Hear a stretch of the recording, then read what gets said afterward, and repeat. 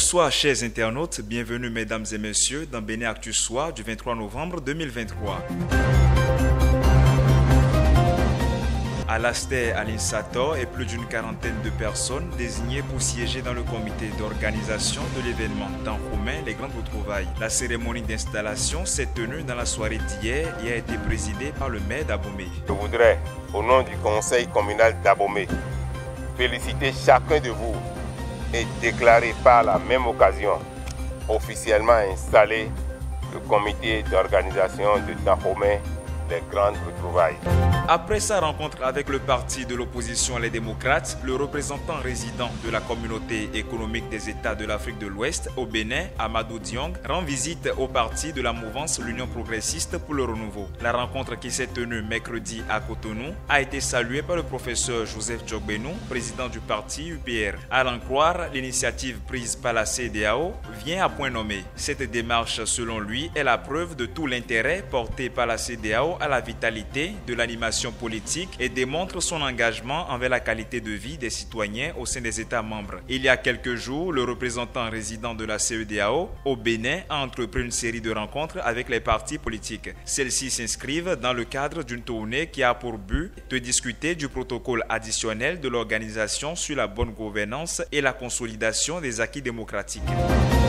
Bientôt, une chaîne de télévision appartenant à l'Église catholique au Bénin. La conférence épiscopale l'a annoncé dans un communiqué rendu public hier mercredi 22 novembre à la fin de sa première session ordinaire de l'année pastorale 2023-2024. Les démarches en vue de l'acquisition d'une télévision catholique au Bénin ont connu une avancée significative avec l'obtention de l'agrément. Les évêques du Bénin remercient la haute autorité de l'audiovisuel et de la communication pour ce grand pas franchi, peut-on lire dans le dit communiqué.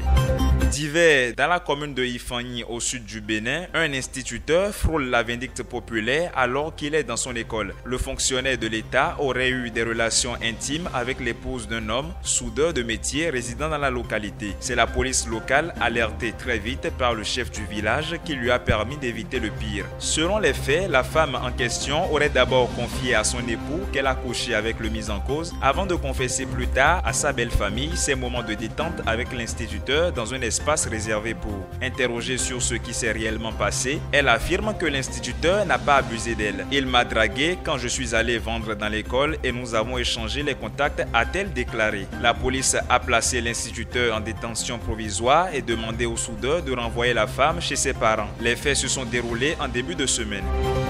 Enfin, un réseau de cambrioleurs démantelé à Kandi. La police républicaine a interpellé l'un des présumés criminels suite aux nombreuses plaintes de la population. Ce dernier, interrogé, a dévoilé les identités de ses complices. Les descentes des forces de l'ordre ont permis de mettre la main sur ces derniers ainsi que sur leur butin. L'opération a mené les policiers jusqu'à un présumé receleur chez qui des moyens roulants dérobés, des clés métalliques et des appareils ménagers ont été saisis. Mesdames et messieurs, ce sera tout pour Bénin Actu Soir de ce 23 novembre.